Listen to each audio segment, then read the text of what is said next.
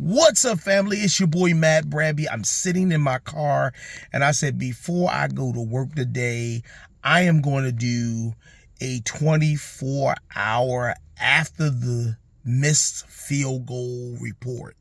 And the reason is I just wanted to take a breath, let Black Monday go by and do a recap, not just of the Ravens, but let's look at the landscape of the NFL going into the playoffs, going into several teams moving on past their coaches, and even talking about John Harbaugh. So before we begin, do me a favor. If you haven't already done it, if it's the first time you came to this station and you said, let me check this out, I need you to do me a favor. Hit the subscribe button.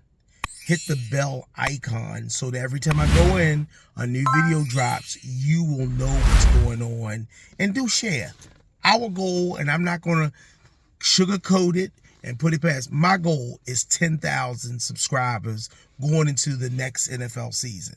And I can get there with your help. All right, let's get into it. 24 hours after being looped. That's what I deem it. We were looped. When Cundiff missed it, we were Cundiff. Now we're looped. And I feel sorry for the guy.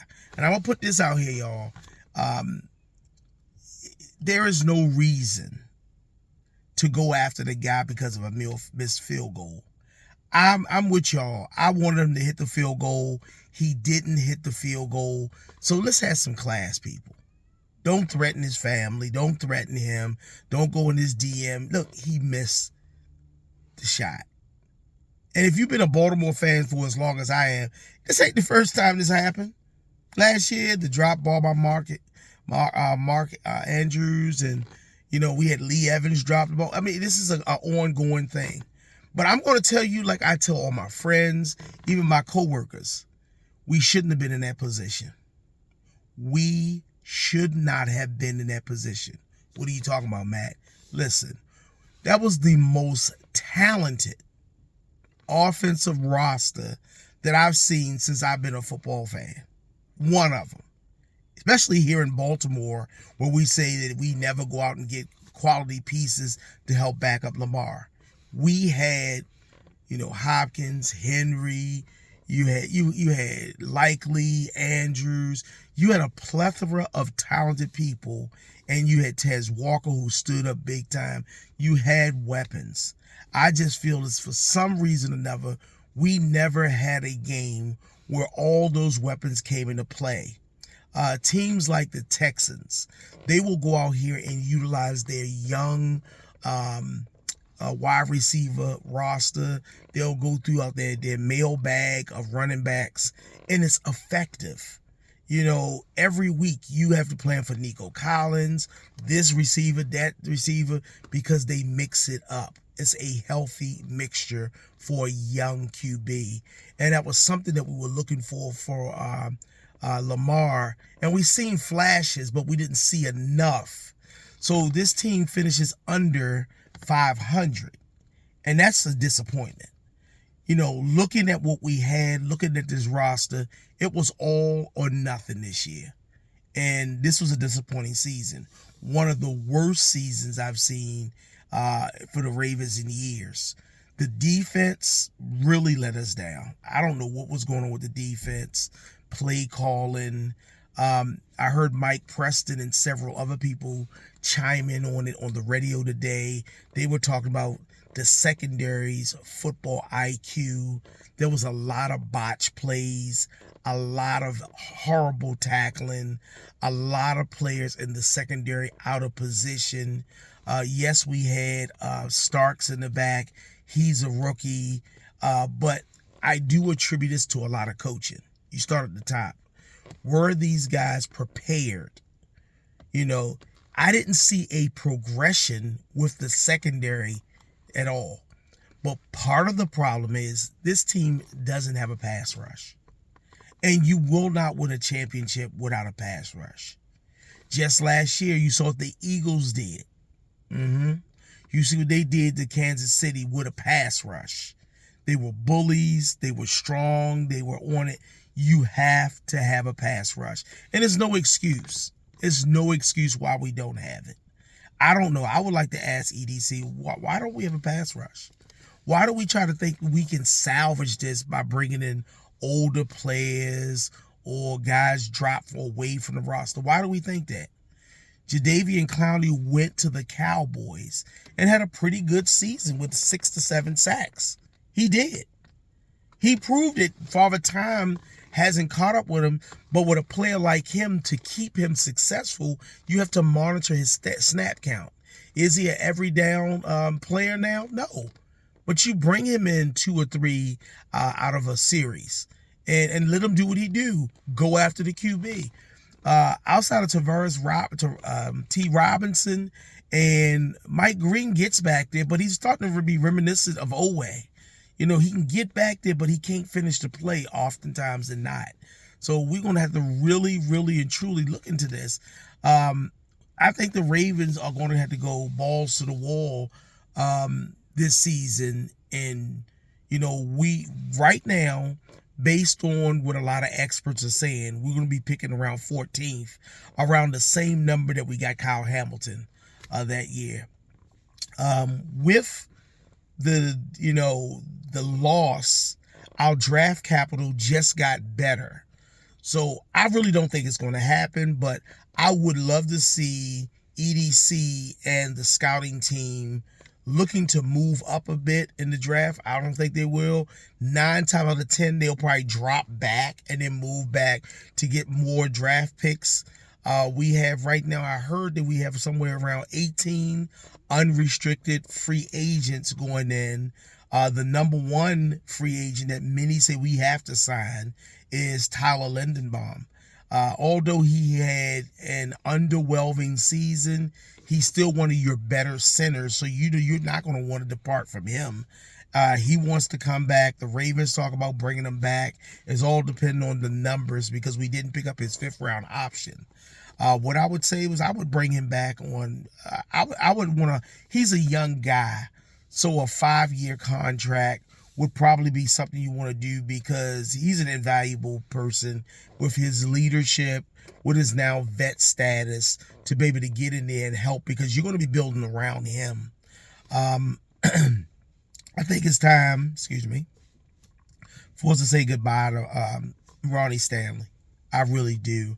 I think in this draft that you're going to have to really go heavy on linemen in the offseason, and we're going to have a show on that. We're going to look at the available offensive linemen that's going to be available because you just can't go all young. You're going to have to bring some vets in. You're going to have to bring in some young players to challenge those vets to put together the best line based on salary cap. Now, we've seen the team can move money around. We've seen that. But in order to really do that, you have to, number one, address the elephant in the room, which is Lamar Jackson's contract. They're looking at paying him anywhere from $74 to $75 million this season and next season, which is highly unlikely. The Ravens are not going to move on past Lamar this season. I don't see it. It would be the foolish thing to do. Like people say, well, move on. You're not going to move on from a top 10 quarterback in the league. He regressed a little bit this year, but that came because of the line and injuries. So you understand he's going to have a down year. But this last game proved that he will get out there and he still can be the Lamar of old. We don't need him to run 50 miles an hour down the field just to be a little bit more elusive. But when you shore up that line, it'll give him a little bit more time in the backfield without running for his life and taking as many sacks and getting injured. So you want to clear up the contract. You want to give him an extension, a 4 to 5 year extension, and move on. But you definitely want to keep Tyler Linderbaum. I say we need to look at moving past Ronnie Stanley. As a veteran, he's losing a touch, but again, he's been around for a while. Rosengarten had a up and down season, and I think that's contributed to Falele next to him, who's an unrestricted free agent, who I don't see coming back. Some team out there, I don't know what team is going to be, probably the Jets or somebody else. They're going to overpay for Falele, and I really believe that Jones is a candidate for that position, but I think they really need to go and look at what's going to be available to them and get a veteran put a young person back there, have them compete, because you have to rebuild the line, okay? This line was the worst that we've seen in a while. They had, flashes of greatness, but in the long run, Danny Falele and right guard isn't the answer. And I still go back to say, losing Patrick McCarr was a hit. I think that, he would have earned a starting position. Was he the best at everything? No, but he was serviceable. He was good, at what he did. He could play right tackle. He could play guard. He was a plug-and-play guy, and the Ravens really missed that this year.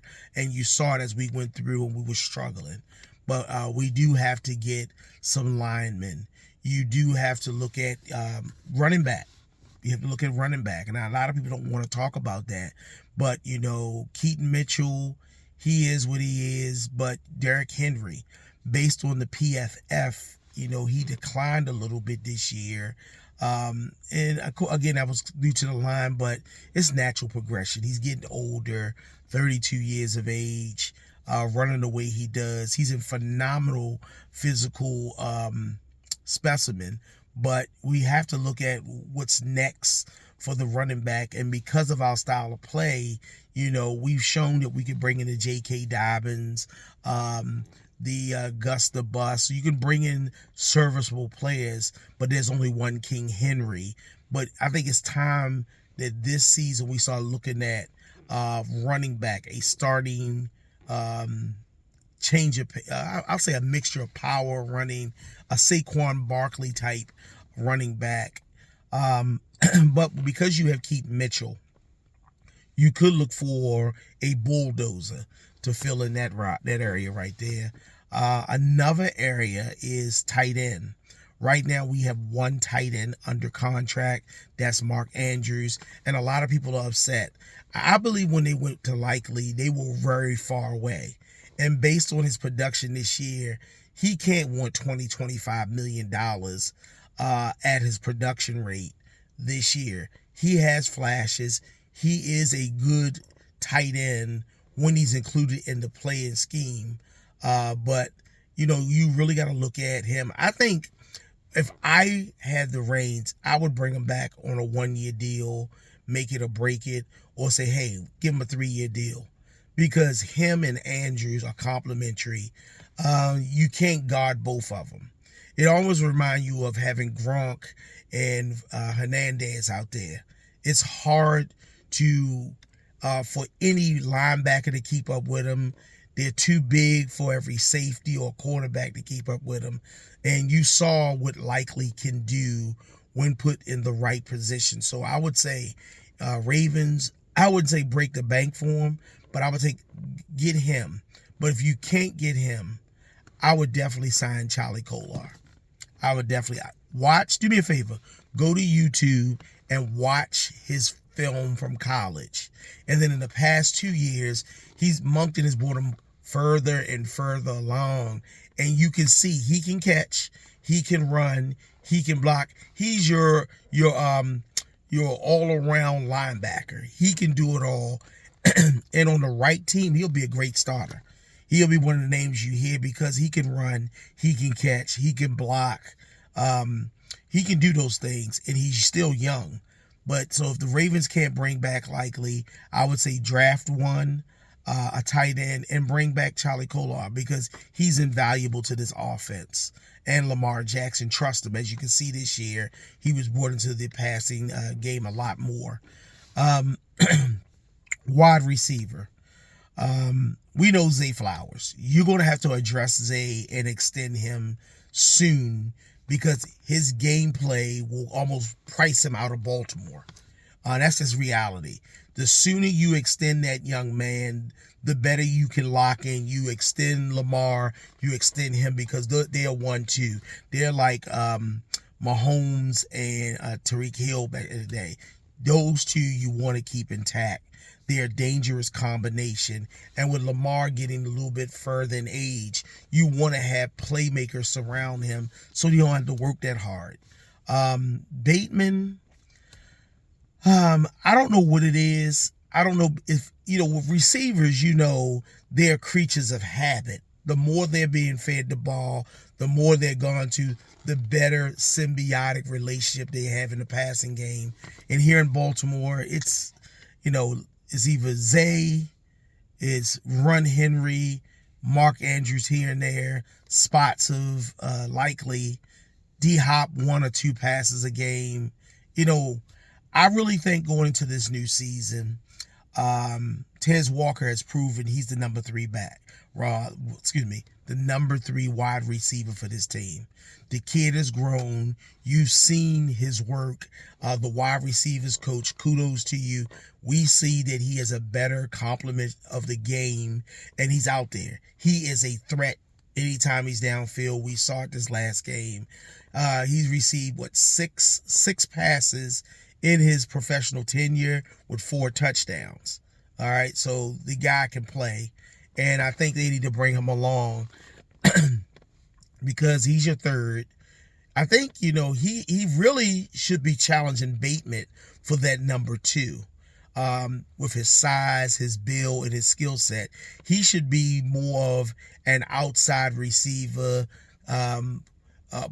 alongside of Bateman, with Zay being in that gap position, flipping in and out, because those 2 guys will be good. So they have a solid core, not a lot, but a solid building block. Wallace, he can play if he's put in the game. I do see them going and getting some wide receivers. And as I'm going to do a couple of shows throughout the offseason per position so we can see what's available based on, I know they're not going to draft one in top 14. 9 times out of 10, they're not. The reason is we've spent a couple of first round. I see maybe the second or third round, we may go after another wide receiver depending on who's available. But yeah, we have to do something with Zay. I would love to see likely back on a tight end. And we have to, I want to really look at their free agency because you don't need super duper stars, but you need good hands, sure-footed receivers to come here to keep this offense honest and deadly. Moving past that, let's get into the defensive side. With Matabike going down, I see that the Ravens did extend Jenkins. That was a good move. Giving him another year. He's a big guy.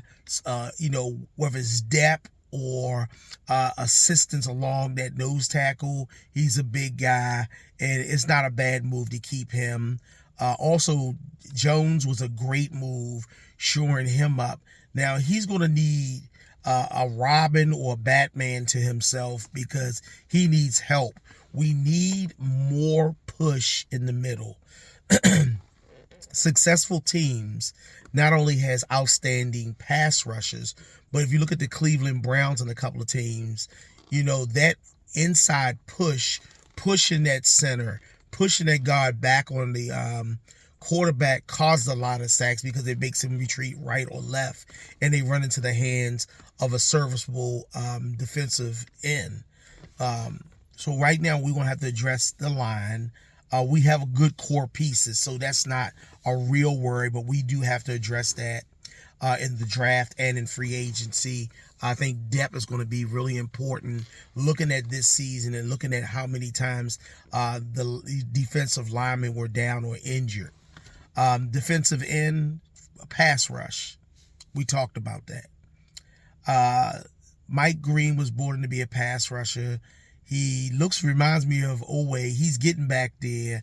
He's making his presence felt, but it's not impactful. Quarterbacks still have way too long. It looked like they got about 7 to 8 seconds to pass. They're comfortable in the pocket, and we make quarterbacks look great throughout the game. We do. We have a proclivity of making quarterbacks look better than they are because of no pass rush. And I blame this on EDC and the coaching staff and the scouting team for not addressing this. Having a semi-pressure, if we had the pressure needed, Aaron Rodgers doesn't make the passes he make. He don't. And you can see the difference with what Myles Garrett and the crew of young defensive linemen did to the Steelers. You got to make the quarterback uncomfortable in the pocket, and you have to address pass rush. We haven't had a dominant pass rusher since Matt Judon, and that's been a while ago. We let Zadarius Smith go, we let Judon go, and Owe, a change of scenery, he looks serviceable. But I told people, when he goes to the Chargers, he has inside pressure. He also has Khalil Mack on the other side. So they have a good group of guys. And when you look at Khalil Mack, Adafi Owe, and their setup out there, he has a better chance of being who he really is.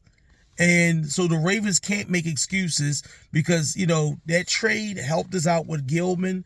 But if you look at it, it gave Odafe Owe a payday. We have to draft and bring in a veteran. People are saying, what are we going to do with Draymond? I would say, depending on the money, and I think he'll be friendly, you extend him. He's a restricted free agent, but I give him a 3-year contract. I would, because he's still serviceable and he can move up and down the line. But we're going to have to address pass rush. Next up, linebacker. Right. Roquan isn't the Roquan of 4 or 5 years ago. He's not. But he's still a good linebacker, leading the team in tackle with him and Hamilton. Buchanan, we know, hope he recovers, but Buchanan is a good compliment to him on the other side. But Simpson wasn't hateful. He wasn't hateful. He was serviceable. He is a young guy that if you want, he'll go somewhere and get paid. He has flashes. Somebody will take him on. But the Ravens, I would say he's a good depth piece. He's good at special teams. To keep him, I would try to make a play to keep him. He's a solid backup to a Buchanan if need be. I was all for bringing a veteran presence to be alongside Roquan. I was waiting for that to be done, but it never had manifested. But at linebacker, Buchanan, if he recovers well and come back, Roquan, and with outside linebackers who can rush the quarterback would be good. And then we already talked about the secondary for the most part. Being honest, outside of the slip in that game Sunday, I bring back Awuzie. I would bring him back. He's better than Humphreys. To date, he's a better cover corner than Humphreys. And I would think, if we could extend him, bring him back, give him a 2 to 3 year deal, and then draft some more people, young guys. We should have a couple of our injured corners back, cornerbacks coming back next year.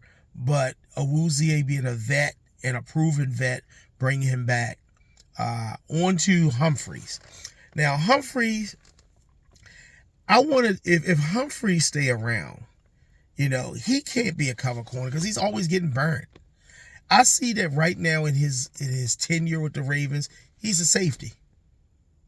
They should have him more in the backfield as a safety.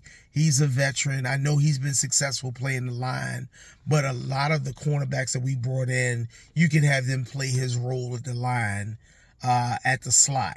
I think right now in his life, if he's going to play anything, it's got to be safety, and I think that would be a better move at safety for him.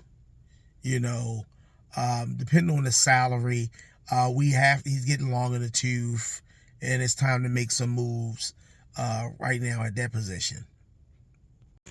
Next, Wiggins. Wiggins, he is the best cover corner we have on the team. Still has some growing to do. The kid has a lot of upside with the proper coaching and stuff. I believe he'll grow and be a good cornerback. But I'm looking at him on the game, and I say that, he needs a little bit more mass to his body. He's very small. That's why you see him getting injured a lot. He's fast, and he depends on his speed more than his IQ to play the ball, and I think he'll get better. But, he needs a little bit more weight, a little bit more mass to play that position, I really believe. And that would help with his often injuries that you see him go down trying to tackle running backs, tight ends, and the bigger receivers. He's a guy that's going to be on the number one receiver like a Jamar Chase and Justin Jefferson's, guys like that. So you want him this offseason to get in some good shape, get on a good diet, and to study a lot of film. That's what he needs to do because he's going to be needing the back. Starks, rookie year, was up and down. And I'm being honest, I attribute that to coaching as well. Chuck Pagano was brought in to be the defensive backs coach, and it's just something was missing. I don't know what it was, but to have a veteran, former defensive coordinator, a head coach type guy here, and the secondary looks so bad, is puzzling. Why? When the need for a defensive coordinator came, everybody thought, oh yeah, you can just plug and play Chuck Pagano, and it never happens. And one of the reasons is the Ravens a lot of times are loyal to a fault. They won't admit that something's not working. Zachary Orr, I love him, great guy, but I think the team needs a more veteran presence at defensive coordinator. And they need to rebuild. We lost a lot of coaches in the offseason that, when Mike McDonald left and that coaches left last season, you felt the impact. That, normally the Ravens is one of those teams, because we're so good, that teams poach us for our coaches. And a lot of people that should have been head coaches, top tier assistant coaches were gone. They were gone to other teams.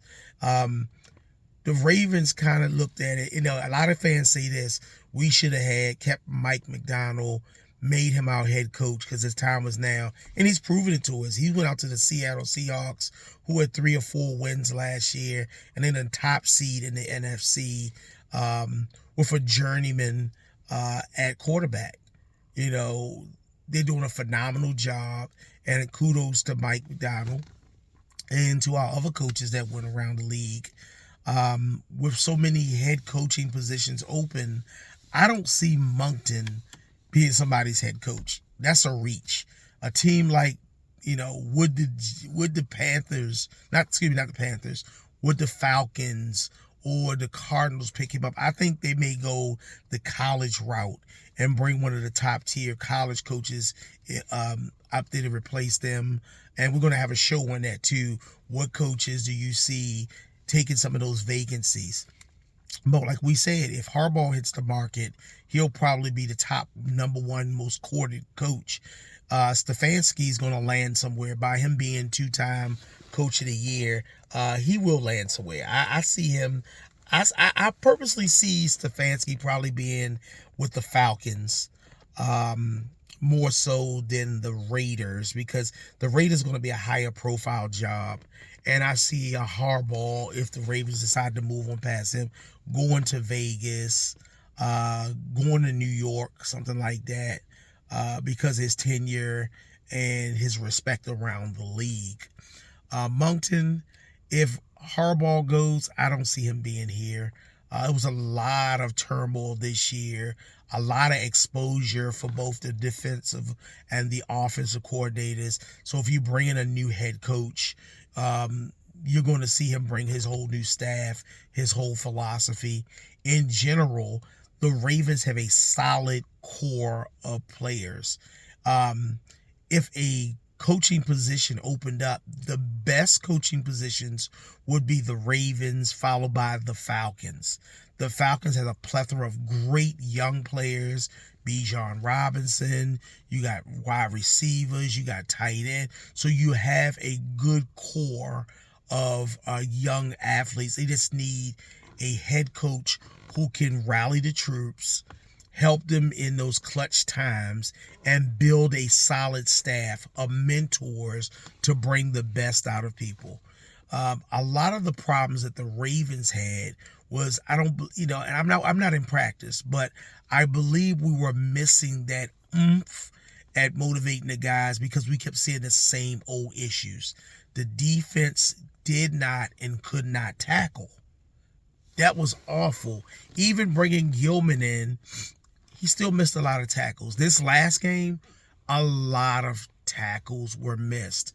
And I heard Gaineswell and Warren are two running backs that throughout the season caused a lot of teams to whiff and miss. But this team historically this year was at the bottom.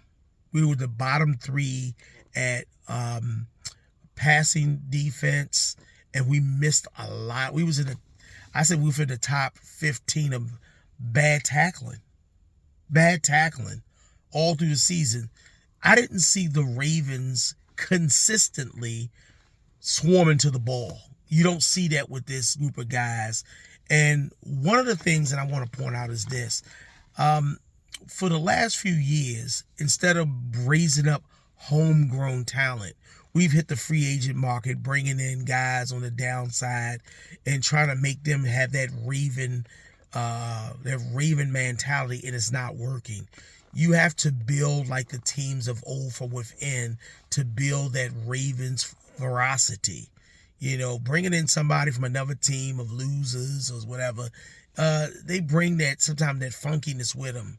With Draymond, he came in here and he had some. If you've seen him get in people's faces, you've seen him, out there. I think he has that dog in him and he fits the Ravens mold. I believe that we move from a hard-nosed, hit him in the mouth defense to a more finesse, a zones, playing off the guys 20 yards. That's bend don't break. I think we need to move to the break don't break. That bending allows team to go up and down the field, and we've really got to change that philosophy. We need corners to be able to jam people at the line, play strong, have great IQ. I just think that's one of the things that we're missing with the Ravens, that IQ that the defense brought. So what y'all think? I know I've been going on and on and on. I could do this for days. I love football. I coach football. I've studied football. I played football. Am I an NFL coach? Nope. Am I an expert? Nope. But I'm just like you. I'm a Ravens football fan. I'm a Ravens football junkie fan. And I see what I see. I know what I know. And, just like Sam Cooke saying, the change is going to come. The Ravens in general, as I wrap everything up, they have a solid core, a good nucleus to build upon. We have to look at free agency and the draft. And I'm going to be honest, the season ended pretty much like it began, a heartbreak. And, it's not as bad as we thought, because the draft at 14 is about 5 to 7 spaces up than we normally drafted. And I believe we can get a viable piece in the draft. I'm going to talk about it later. I think they may be going for linemen, if not a pass rusher. A pass rusher need to be priority. And not just one, but 2, like I said before. Do me a favor. I'm finished. Tell me what you think. Don't forget to subscribe. Hit the subscribe button. My goal is 10,000 subscribers going into this new season. We're going to have interviews. We're going to have fun time. I'm going to bring you guys on too, so I can, and then do me a favor, send me some DMs. So put in the comments, right below you see our email, our mailbag. Send me some info, y'all. Ask me some questions. Let's start a great dialogue. The season ain't over, and guess what? Although the Ravens are out, we're going to follow what happens offseason with them, but we're going to keep on talking football. Even though the Ravens aren't in the playoffs, I'm going to still talk about the season because it's not over, and on the offseason. So we're not finished. Every week, multiple times a week, you're going to hear my beautiful voice telling you what's going on, debating, explaining, commenting. We're going to be having fun this season. Ravens Football Junkies podcast is the premiere for us, by us, fan-made podcast, and I could not do what I do without each and every one of you. So don't forget, leave some comments down. Challenge me. Tell me what you think about what I said for each position. And when it comes down to coaching, should Harbaugh be gone? Do we need a clean slate? What should we do with Likely? What players should we keep? What players should we go? Should we commit to Tyler Linderbaum? Who should replace Danny Falele, who will be a free agent? Jason Voorhees, does he deserve another chance, or do we bring in somebody to challenge him? Is it time for Ronnie Stanley to go? All this and more. Look, let's have a talk. I'm going to continue to talk. We're going to continue to talk about the coaching carousel. We're going to follow the playoffs, and I want to thank you guys. Thank you for tuning in to the Ravens Football Junkies, talking about all things Ravens and NFL football. Like, share, subscribe, and we, like the Ravens missing that field goal, we out of here.